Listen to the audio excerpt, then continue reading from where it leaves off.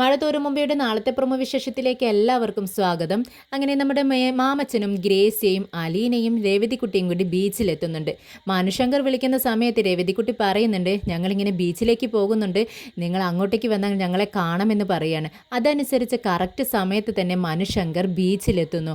അങ്ങനെ മനുശങ്കർ എത്തുന്ന സമയത്ത് മനുശങ്കറെ കണ്ടതും അലീന പറയുന്നുണ്ട്, അതാ എൻ്റെ മനുവേട്ടനെന്ന്.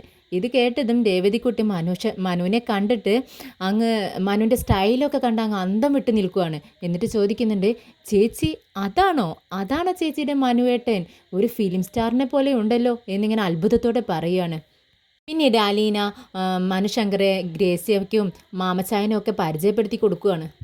അപ്പോൾ ഗേസിയ പറയുന്നുണ്ട്, അതെ അലീനയുടെ കെയർ ടേക്കർ മനുശങ്കർ എന്നൊക്കെ പറഞ്ഞപ്പോൾ ഞങ്ങൾ ഇങ്ങനെയൊന്നല്ലോട്ടോ പ്രതീക്ഷിച്ചത് എന്നിങ്ങനെ മനുശങ്കറിനോട് പറയുന്നുണ്ട്. മനുശങ്കർ അത് കേട്ട് ചിരിക്കുകയാണ്.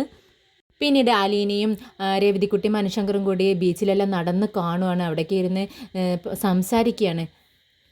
നമ്മുടെ രേവതിക്കുട്ടിയാണെങ്കിൽ വാതോരാതെ സംസാരിക്കുന്നുണ്ട്. അലീന പറയുന്നുണ്ട്, ഇവളിങ്ങനെ സംസാരിക്കുന്നത് കണ്ടിട്ട് മനുവേട്ടനൊന്നും വിചാരിക്കരുത് കേട്ടോ എന്ന് പറയുകയാണ്.